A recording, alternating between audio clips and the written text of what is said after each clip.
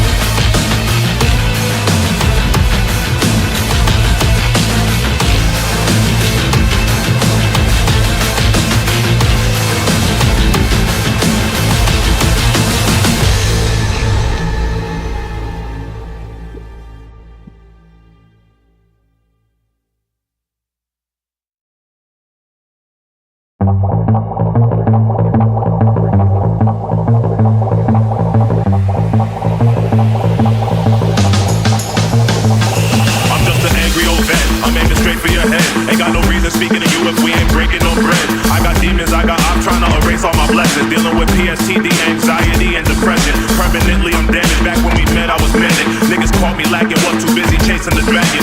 On some bullshit, you can miss me. Your music ain't in cheap. Your latest disc is good as a frisbee. Ways wicked till they nail me to an iron cross. A nigga with lion paws, big dick, giant balls. Been wrestling with the thought of suicide, I'm lost. I get a lot of envy from the aura I give off. I'm the type to put my balls on your side, raw. Y'all be listening to music with your eyeballs. Gold watch on my wrist, bubble on my face. Want my money on the double, I don't come for play. Want my money on the double, want my money on the double, want my money on the double, I don't come for play. Want my money on the double, want my money on the double, want my money on the double, I don't come for play. Want my money on the double, want my money on the double, want my money on the double, I don't come for play. Want my money on the double, want my money on the double, want my money on the double, I don't come for play. Ooh, fucking nerds must have struck a nerve. One of these little motherfucking thirst buckets learn. You ain't a killer, you just a baby gorilla. Fuck around and catch a shell like armadillo. You soft as jello, amaretto sour in my cup. The power up, we doing titty bumps. Shots of 151 rum, nose powder make the strippers come. Ho, white grams go for $60. Look, no more hunger pain. A nigga trying to eat like bodegas and delicatessens. Love killing backpackers with lack of direction. No one cares about your message, kicking knowledge from back to the essence. No more hunger pain. A nigga trying to eat like bodegas and delicatessens. Love killing backpackers with lack of direction. No one cares about your message, kicking knowledge from back to the essence. Want my money on the double, want my money on the double, want my money on the double, I don't come for play. Want my money on the double, want my money on the double, want my money on the double, I don't come for play. Want my money on the double, want my money on the double, want my money on the double, I don't come for play. Want my money on the double, want my money on the double, want my money on the double, I don't come for play. No more hunger pain, a nigga trying to eat. No more hunger pain, a nigga trying to eat. No more hunger pain, a nigga trying to eat. No more hunger pain, a nigga trying to eat.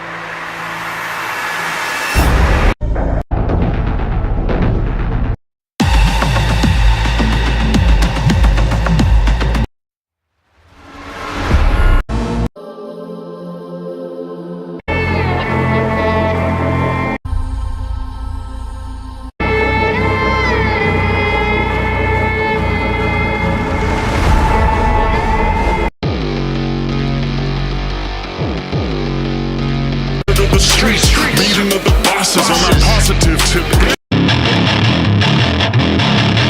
Nice, and if we had to tell the truth, we know. I don't need to learn samples like a cook.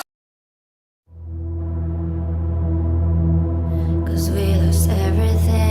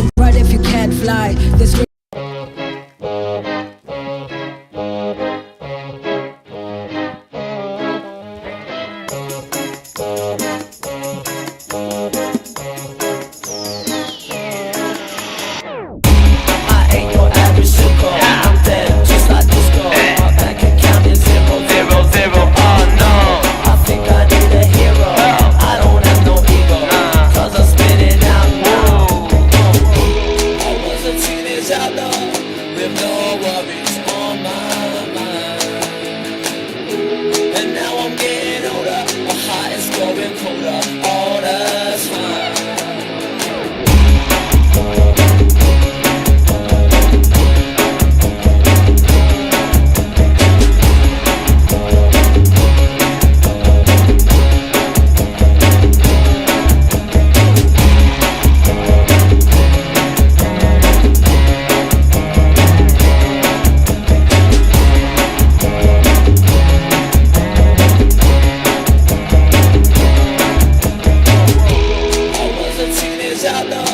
With no worries on my mind. And now I'm getting older, my heart is growing colder all the time. I was a teenage outlaw with no worries on my mind. And now I'm getting older, my heart is growing colder all the time.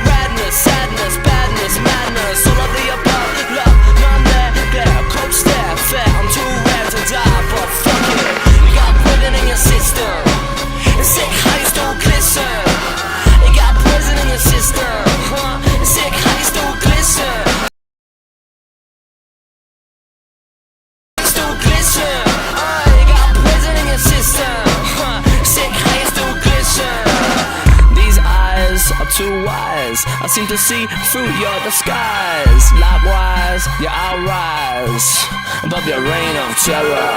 These eyes are too wise. I seem to see through your disguise. Likewise, yeah, I'll rise above your reign of terror. These eyes are too wise. I seem to see through your disguise. Likewise, yeah, I'll rise above your reign of terror. These eyes are too wise. I seem to see through your disguise. Likewise, yeah, I'll rise above your reign of terror.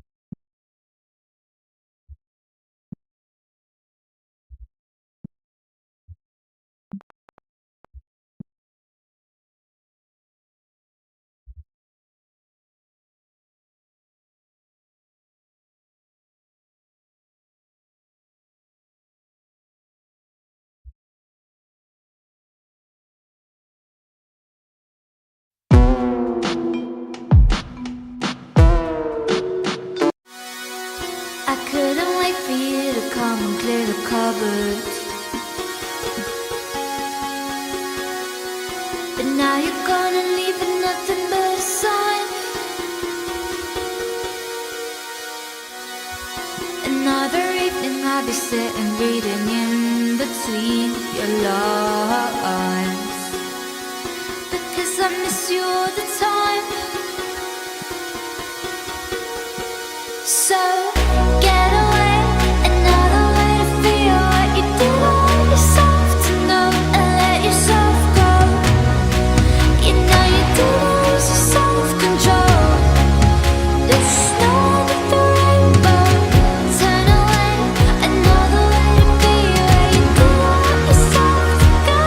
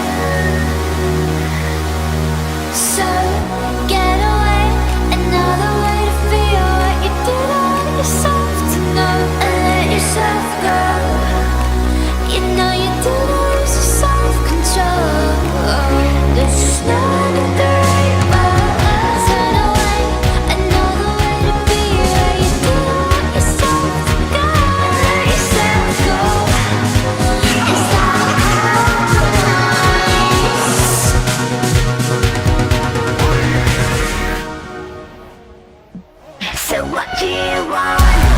What's your point? Here's my voice.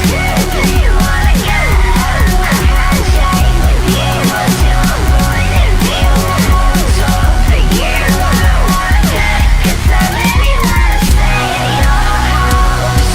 And I'm not original, so but you know how much you want me. I wanna know you, I know you. I don't wanna know.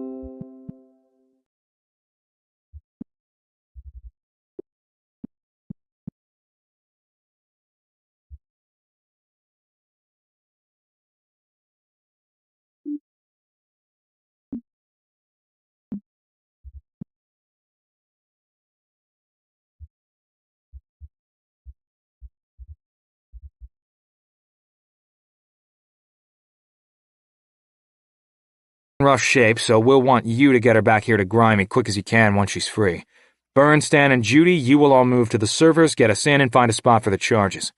Once they're set and I get Moss to you, Burn will watch his back while the three of us find the lab and set up there too. I miss anything? Burn simply smiled. Yeah, you missed something, Chicken Thumbs said, pacing around the room in a huff. What about me? You'll be Patchwork's back. He'll be busy and you'll need to keep him safe, Ina said. She pointed at the slight kid sitting at the desk, who shot Chicken Thumbs a grateful look. I promised his mother, so you better keep those guards off him, Bloodbath. Burn smirked. CT-1 is in the building at any time, Moss told them. Ina scoffed. Well, that's easy. We just where Judy squinted at the rendering. One person? Seriously? Corporate wouldn't trust too many people with that much responsibility, Moss pointed out. We should just pay that guy off and save ourselves a whole lot of trouble, Chicken Thumbs put in, as though it was the obvious answer. Never could. The person who sits at that desk would be a first-rate stoolie. Burns. 1 minute, 23 seconds. How do you remember that? Ina asked, with pure surprise upon her face. Gibbs smirked and leaned back, lacing his fingers behind his head triumphantly. I'm really rather something, he boasted. Seconds of my life, Gibbs whined. Obviously. Oh, man, you ever... Ina began, but Burn interrupted. Children! Can we please return to the potentially life-threatening endeavor at hand? How do we get in? Stan asked, steering the conversation back to the mission. Slice a window? Seti suggested before amending, and Ina snorted, followed by a chorus of groans from around the room. 02, Ina groused. But to Moss's great surprise, Judy snorted. You would think that. Patching it through, blue eyes glimmering as the skin stretched unnaturally. Captain Bernstein, to what do I owe this dubious pleasure? He said with no accent, but in such a stilted manner as to... Condescension and patronization will get you nowhere, as I imagine a favor is coming forthwith, the man said. Right. Listen, James, we need your help and we need it tonight, Burns said. Sir, James, he corrected. A proper man demands a proper title. We're making a run at Thudoko. You think I give a hoot about titles? Burn was beginning to fray. His hand moved toward the pocket from which he always produced his cigarettes, but stopped, making a fist instead. Titles are a cornerstone. Moss understood why the others seemed to dislike the crew so much. He was relieved to be getting the help, but the ridiculous man immediately annoyed him. In the burbs, expressions of one's personal taste were discouraged. Nearly everyone wore the same things, ate the same things, and watched the same things. Gibbs and his posters were one of the few expressions of personality that Moss had ever seen. Outside the walls of the burbs, things were the opposite. Everyone had their own way of expressing themselves, through their speech, their attire, and attitude. Looking down at himself, he realized that he was still pretty much a blank slate. He kept picking black outfits with little to no expression about them. Catch the game last night? She concluded. Moss let out a little, his mouth full. He always said he wasn't keen on that kind of work. Moss felt a little better. At least he had been right about something. Well, someone has amazing skills. Rosetta was a beast even getting you to this screen, Patchwork said, and Moss's eyes went wide as he kicked himself for not putting it together sooner. He snatched the pad and began typing rapidly. What's Bubba Bear? Patchwork asked as he read the screen. Moss hit enter as he said, It's what my mom called me as a kid. She was a systems analyst and would have known this kind of thing. I can't believe I didn't think of it sooner. But I didn't realize until now how far outside of my dad's realm of understanding it was. The password was accepted, and a new screen appeared. Danger, it read. This program will short-circuit anyone other than Mossy. It will self-destruct if hacked. Only run this program somewhere safe. There was another enter key displayed below the words. We have to get back to the safe house, Moss ordered. Patchwork packed his tablet as Byrne finished his meal and downed the sake straight from the carafe. Let's get you back, Byrne agreed as he stood. Hopefully things have calmed down. Patch, can you make us invisible to the drones if we need it? Patchwork grinned. Have you met me? Chapter 16. Things were calm back at the apartment. The crew had left Gibbs alone as they went to a bathhouse, and he had been busy tidying the place. Broom in hand, he looked up as the three entered. It would be good for you to have this version of us when you really didn't, he explained. Moss is dead set on finding his friend, try several times before feeding his arm into one of the sleeves. Ina was still dressed the way Moss had seen her when they had met, and what Stan had realized now. Ina and Stan ran out into the open, the auto rifle screaming, she concluded. Moss let out a little chuckle. Fair enough, Moss said, gripping the banister hard to it. Thank you, he said. And Byrne nodded. Patrons sat in plastic chairs printed to look like wood at circular tables of the same material, and took no notice of the two, all of them drinking in silence. Adieu, Chuck. Ina and Stan ran out into the open, try several times before feeding his arm into one of the sleeves. Ina was still dressed the way Moss and her when they had met, and what Stan had realized now dawned on him, too. Her garbled message had not set him wide. His body moved with, she concluded. Thank you. Patrons sat in plastic. Adieu, Moss nodded, and as they made their way around the building, he couldn't help but notice the overwhelming stared upward and broke her nose, sending her reeling back into the other bikers. Run! Byrne screamed as the turrets began to whir, his mouth full. Sick. They must have been testing the system, laying the groundwork for what was to come, he explained. He thought back to that day, laying on the floor of his hex, the skin under his face. Patrons sat in plastic chairs printed to look like. Thank you, she concluded. Moss let out a little splat. He pulled the trigger and felt the recoil this time as the blue electric streamed toward the man, blasting open his armor. The second shot exploded his chest open in a mixture of smoke and carnage. He knew what he had done. He knew he had ended a life. But the stim slowed time as the gun, he began, his voice rising with a joke. Don't you fucking say it, bloodbath, Ina interrupted, but Chicken Thumbs smirked anyway. Got it, Rosetta informed them as the massive door thumped and began to slide open, revealing her working at a panel on the outside. Byrne and Judy had their backs to them, pointing weapons to the sky. Moss took a breath of the clean air as it poured into the hallway. It smelled like the rain. No sooner than Moss had taken the one free breath than the dark sky became dotted with approaching Carcer guards, the flashing red lights from their drones announcing their arrival. Moss knew what happened next unfolded in mere seconds, but the stim slowed time as the action began. Byrne sent a line into the air, one guard's legs falling to the earth as his upper half went careening into a building in an explosion which shook the structure. Judy sprayed the sky with what amounted to fireworks, the bursts of cascading sparks causing more guards to recalculate their descent. Two were able to land, firing shots which scattered Judy and Byrne. Ina and Stan ran out into the open, the auto rifle screaming shots which felled one of the guards. The other paused just long enough to point in the direction of Moss, who lifted his weapon in what felt like slow motion. He heard the pop of the weapon in the distance, and felt the blood spray his face. He gritted his teeth, and he felt his thumb move as Rosetta's head jerked to the wall in a crimson splat. He pulled the trigger and felt the recoil this time as the blue electric streamed toward the man, blasting open his armor. The second shot exploded his chest open in a mixture of smoke and carnage. He knew what he had done. He knew he had ended a life. After all his protestations, Stan had been right. He felt no guilt for the man, only sorrow for Rosetta, the woman he had assured this wouldn't happen. Weapons fired and alarms rang out as he knelt next to her body, red streaks pouring down over the tattoos on her neck. No! Ina shouted as she ran back and over to Rosetta. She clutched the body for just a moment, her face angry and inconsolable. She turned and looked at him with eyes that pierced his soul before darting back into the fray, screaming a war cry. As one car, seeing a new friend die, killing someone, it was all too much. 2 days earlier he had been an engineer, and Moss felt his arm move lethargically. Exhaustion, terror, and regret was keeping his body from obeying his brain. He simply watched in stunned silence as the man pointed his weapon directly at him, poised to fire death. The officer's head exploded, blood spraying into the lighted night sky. Moss turned slightly to see Judy, weapon smoking in hand, give a slight nod. Second round closing in, Gibbs informed them as they hurried to Byrne and Judy. Here, Byrne said as he strapped a drone pack to Moss, metal arms wrapping themselves around his torso, clipping together to form a booster at his chest. It'll get you out of here. Judy screamed something at him and spit on the ground, but he was too sorrowful to hear or care about the inside.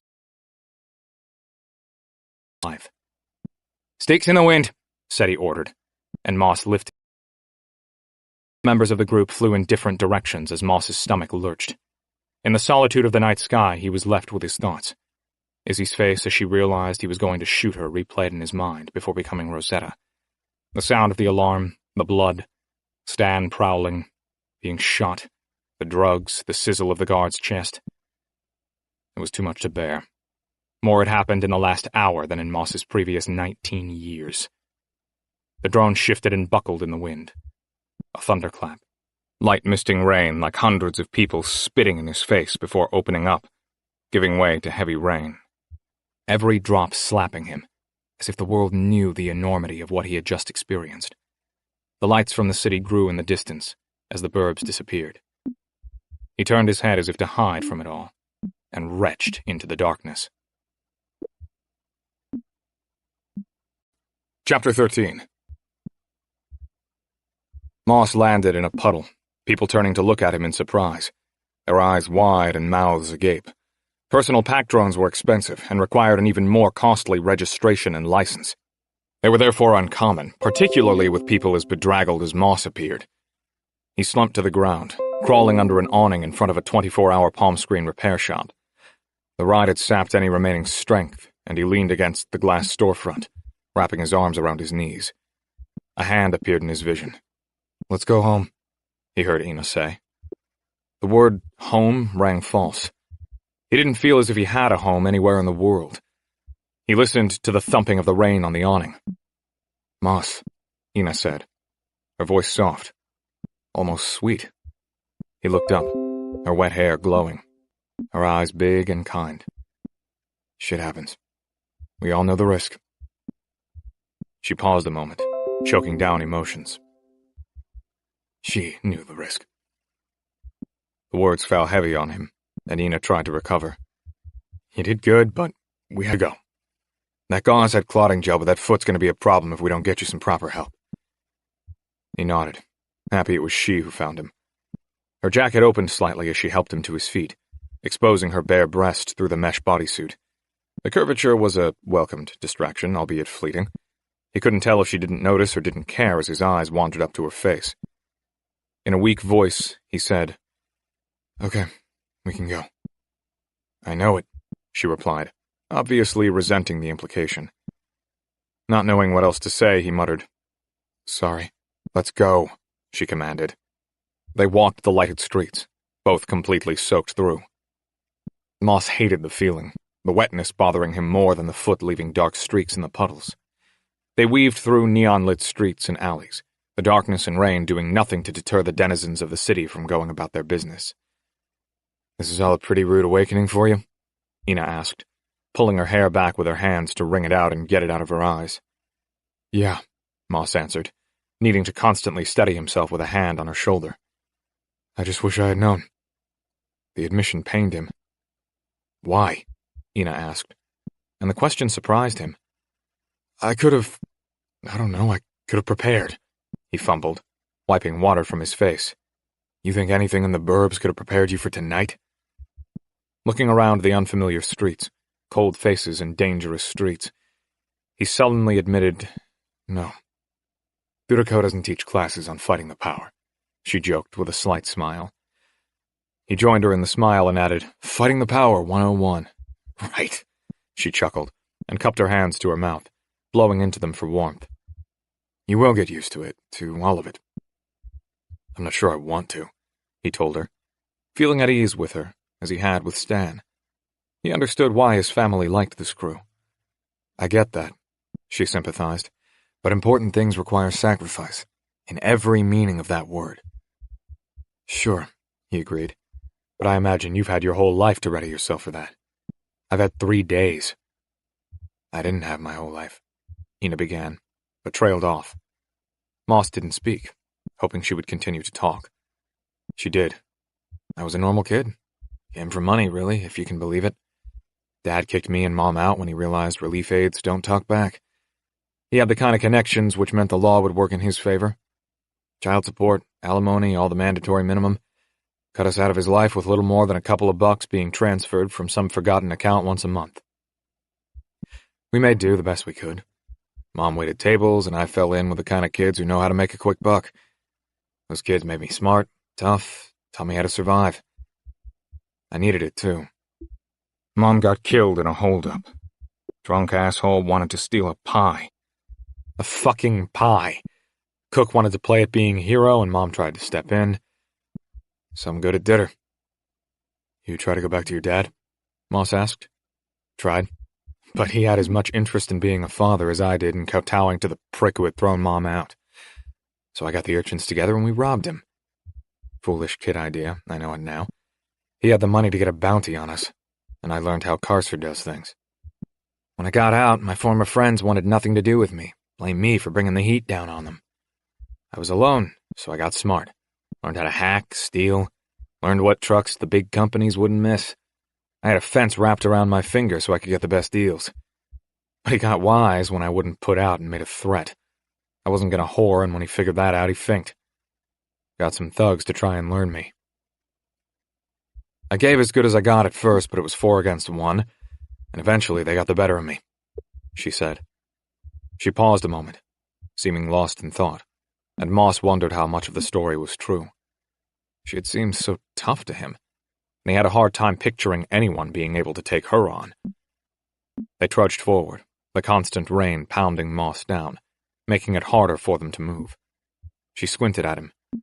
Grimy found me, broken and bruised as he came out of a haberdashery, as you would expect. But you might not expect that he took pity on me, bringing me to a safe house to get patched. She smiled then, with a glint in her eye. The same glint which Stan had when he was telling Moss about his past. That's when I met Byrne and Sandra. They honed my skills. Showed me that what I was good at could be put to use. That I could do some good in this grim fucking world. I wanted to help. I craved it. I wanted the men like my father, the people who valued money above all things, to pay for their greed, to see that the people they treated as little more than drudges were real, could have power all their own. This cause, however you see it, that your family helped shape, means everything to me. To all of us. To Rosetta. She let the name hang, eyes downcast. Moss didn't know how long they had known each other, or what their relationship had been, but he could tell she was taking the loss hard. You ever go back for the fence? Moss asked, not wanting to dwell on the death for which he blamed himself. Ina's head dipped slightly with the shame of it. Yes, she said. I went back for him with my new skills and a few augments. I released a fury on him I didn't realize was in me, but... She fell silent once more. Moss matched the silence as they stood before the apartment complex, not entering. I had never seen Byrne so disappointed. Really? He seems like the type who wouldn't mind, Moss said, and Ina shook her head. No. He said petty revenge was beneath us. He explained that we were part of something bigger, and to risk getting caught over a personal vendetta was just hogwash. I can see that. Point being, I may have had more than a few days, but not really my whole life to prepare, she concluded. Moss let out a little chuckle. Fair enough, Moss said, gripping the banister hard to ascend the stairs. When they entered the hidden apartment, Grimy rushed over, seeing the blood seeping from Moss's foot. He gestured for Moss to move to a couch. Join the club? Gibbs mocked in a whisper, glancing toward Stan laying on one of the cots, one massive bloody paw hanging over the edge. Couldn't let you have all the fun, Moss said with a pained smile as he moved through the room, blood and water dripping and pooling on the floor. Gibbs couldn't hide the sorrow on his face. You all right? Yeah, Moss forced, pulling the soaking trench coat from his body with great effort. Liar, Gibbs said, and one corner of his mouth turned up. Moss chuckled. Yeah. If you two could keep the prattling to a minimum, Byrne said from a dark corner, gripping a bottle, his face momentarily illuminated by the flare of a cigarette. Sorry, Gibbs said. Moss had not even noticed him. Don't mind him, Grimy said as he cut away at the wet bandage. He gets morose after a job. After a loss like that. He has every right to be miserable, Moss said quietly. You all do. Grimy didn't look at him, didn't give any reaction, and Moss stared at the cables dangling on the ceiling. Dust covered their tops and spiderwebs undulated slowly. This is pretty bad, he heard Grimy say, though he didn't look down. I can patch it. but it may be better to take him to see the farrier. Moss glanced over as Byrne rose and entered his field of vision. He could barely make out the old man's grizzled face under the brim of his hat. You want an upgrade? What? Moss asked. He pointed a finger at Moss's legs. New foot. Maybe 2 for good measure. He's more machine now than man, Gibbs said in a tone Moss recognized as an impression. Moss began to answer, but the door to the apartment slammed open. Judy snarled, rocketing toward Moss. You piece of shit! Ina moved between them quickly, holding up a hand. What? She asked, though Judy's angry eyes were fixed on wrinkled with confusion. What would you know about it? Judy seethed. More than you.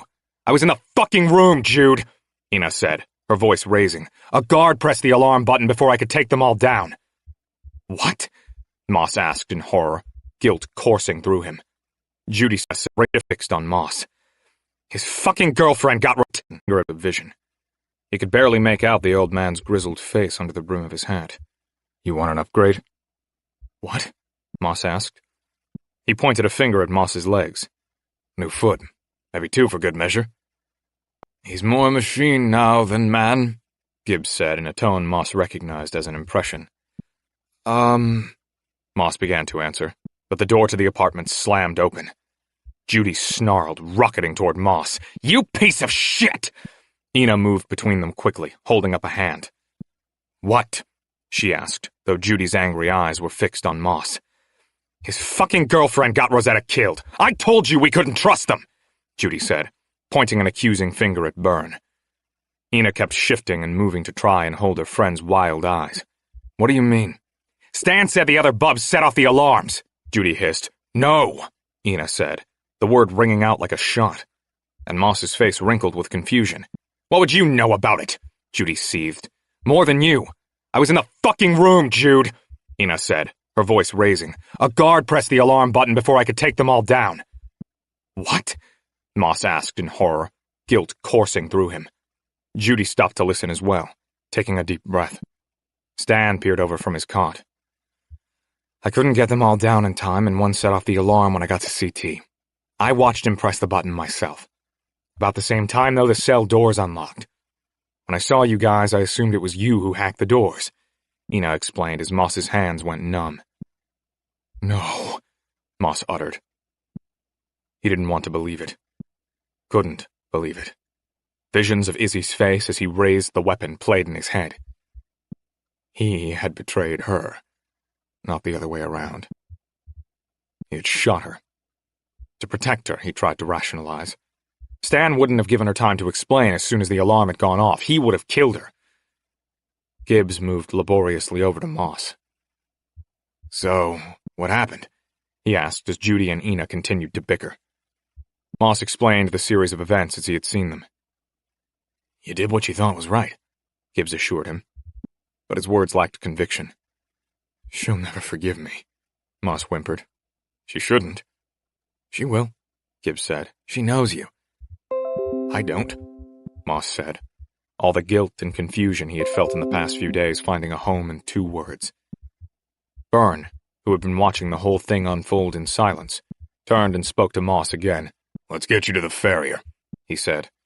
That would be best, Grimy agreed, and Moss wondered if he meant for medical reasons or to get him out of there. Moss knew he had been listening while pretending to focus solely on his foot. He knew that even after Ina's defense of the situation, they would blame him for Rosetta's death. Even Ina, who was being kind to Moss about it, was very obviously upset and trying to hide her feelings. Yeah, Moss agreed, more interested in leaving the room than the prospect of cybernetics. They left the room in a hurry. I know what you're thinking, young'un, Byrne began, and Moss listened in sullen silence. We needed to come. You must understand that. The second that button was pressed, Ina was up a creek, and if we hadn't come, we'd have lost 2 instead of 1. You're gonna feel the pangs of guilt, I know it. But Ina and Chicken Thumbs are breathing now because we came. Carcer moved when that button got hit. You made a tough call, and it was the right one, so don't sit in sorrow. Moss felt the truth of his words. He knew Byrne was right, but the image of Rosetta dead stared at him every time he closed his eyes. And your friend, Byrne added. You shot her to save her. Timing fucked you. No getting around it. But I'll work with you to get her out. If and she still wants it. Thank you, Moss said, taking some small solace in that idea. He imagined her waking up, feeling the betrayal Moss had felt when he thought she turned on the alarms. One leg or two? Byrne asked, and though Moss knew it was a tactic for distracting him, he was grateful. Just the one, I think, he answered. All right, he said, hailing a cab electronically, which descended out of the rain almost as soon as it was ordered. Moss was leery as they moved toward the vehicle. Is it safe to fly so soon? Should be, Byrne answered. Lots of traffic at night, and we are heading away from where we came, he explained. That's good. Moss breathed a sigh of relief. Not all good news, Byrne said, lighting a cigarette in the confinement of the cab as it took off. We all wore scrambling outfits to hide from the cameras, but Thudico Techs will be working with the footage. They'll figure it was us before too long, and they'll set a new bounty. It'll be harder to make our next move. Moss nodded. He knew his life had changed. Knew he had killed a person. Become a criminal. But the reality of spending his whole life on the run and looking over his shoulder terrified him. Why didn't they warn me? Moss asked. And when Byrne didn't answer, he continued. My parents, my grandma, someone. They could have left me a message somewhere, so I could know what to do, what my place is. I feel like I didn't know any of them at all. Like I'm chasing shadows. No, worse, like I'm chasing shadows in a dream. I mean, my dad left you a message, but not me. That's hard. Byrne turned to look at him through the eerie smoke. I say, he didn't leave you a message. No, but I just assumed. Moss started, but Byrne held up a hand, ash cascading down his hand. You assume, and you prattle, but I need you to listen and hear, Byrne said. You got caught up in this and it's been moving fast. It won't always be that way, and in the downtime you need to be smart, watch the world, wait for opportunities. You have a long way to go and I'll help you get there. Everyone back there will. Even Judy, despite how they treat you now. This crew, we are a family. Moss nodded. I've already begun to see that. Now, you want to see what your dad said? Byrne asked, his one eye piercing Moss. Yes, please, Moss answered, trying to sound calm, unsuccessfully. All right, Byrne said. You want me to project it here? Means you won't have privacy from me. You haven't watched it? Moss's eyes went wide. Byrne snorted. Weren't mine to watch. It's okay, Moss told him, so happy to know that there was a video, that he didn't care who saw it. Byrne tapped at his palm, and once again the face of Moss's father was before him. Hey, Mossy, he said, turning from the camera bashfully. He was much younger and less frazzled than in the other videos. Seems trite to say this, but I guess if you're watching this, it means they got me. I'm sure you have 1,000,001 questions. They will all be answered in due time. But know that your mom, Grandma, and I have always been proud of you. And know you will continue to make us proud. If you are watching this, it also means you got out and found Byrne. He may seem like an asshole, but he is a good man, and will help you any way he can. At this, Byrne smiled almost imperceptibly under his beard. Moss had never heard his father swear, and it was unnatural to Moss's ears, but he smiled too. You and your grandma helped me get free, and it brings me great joy to think that they've done the same for you. Thudico is evil, kiddo. You may be grappling with that, but trust me when I say it. More than making willing slaves of their employees, they have plans to do worse. And I'm helping them. That's why I need to do what I'm doing now, and why you need to find a different life. The corporate path you left behind was helping to oppress the world, and working with Byrne can help to free the world instead. I wish I could have told you this in person, that I could have explained it to you and helped you to adjust. But I'm too deep and you are still so young. I look at you now and I can't bring myself to corrupt you with the truth. I hope you understand and don't hate me for it. I don't, Moss whispered, his eyes full as his father kept talking. We're just trying to do what's best for you. I really hope you understand that now. If you still have questions about what you are now part of, ask Byrne. He is here for you since I can't be. I love you, he said, tears streaming down his face. I hope you never have to see this, but we will meet again. The transmission ended, and Moss could not speak. He had needed that, and it had come at just the right moment.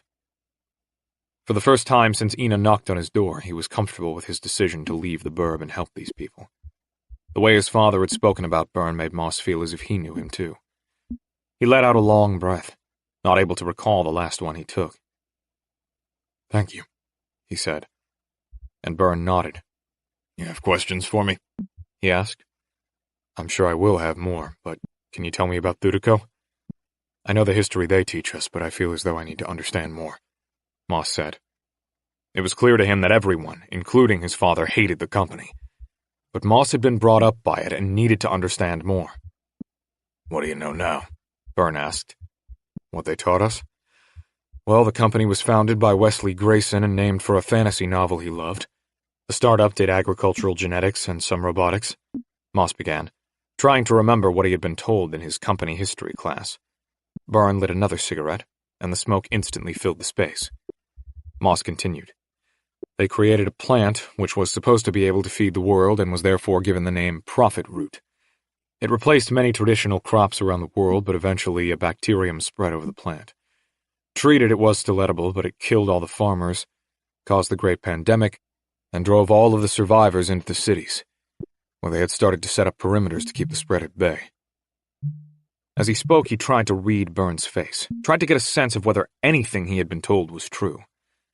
Byrne was unreadable, though,